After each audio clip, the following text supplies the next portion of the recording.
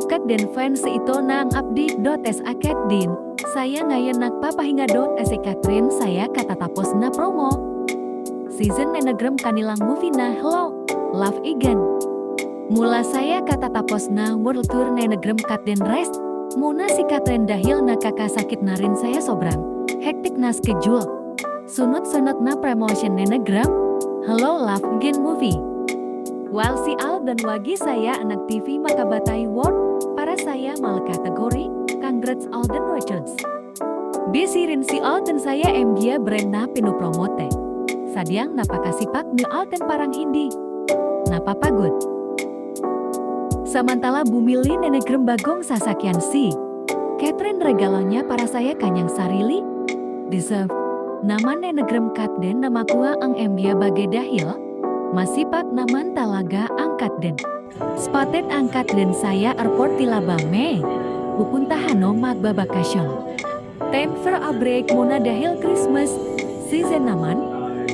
Magpahinga muna dahil very hectic ang schedule at sobrang busy. Saya work. Matapos ang tagumpay ng Dreams na lang sa again, ang sikaw na ay maraming gustong kumuha sa kanila as endorsers ng brands. Kung dati, si Daniel ang nakakasama ni Katrin sa endorsements, ngayon ay si Alden Love Again.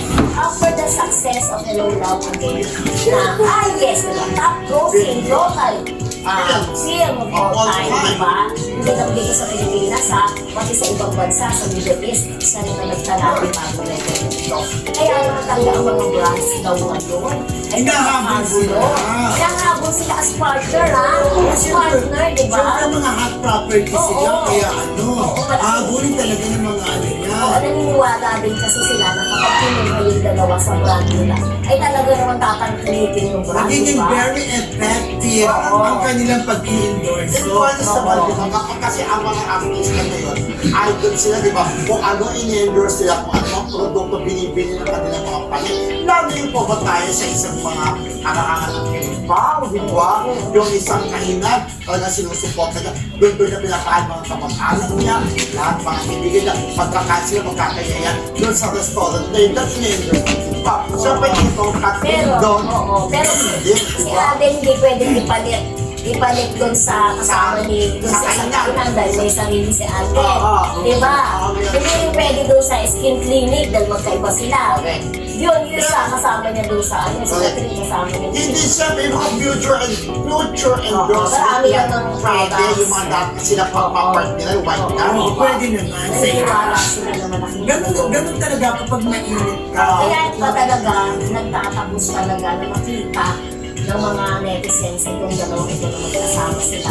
Dahil nga sabi nga natin, di ba, mukha nga, if not next year, mukhang after ng kanilang movie ay may nilulutong tayo sa Tapos yun nga di ba, yun na rin rin kami ni Gabon Teleserie. Kaya lang, ang ano nga daw, saan daw ba tayo papalabas, di ba, sa Gmail, sa Ibis, para sa di ba na nangyari naman yung kay Joshua, di ba, yung admin, so pwede palabas sa board, sana nga, So hindi na question yun kung saan papalabas. kaya yung mga netizens kasi, di ba yung mga netizens tinatanong, May ano na, collaboration. Ng GMH at ABS-CBN.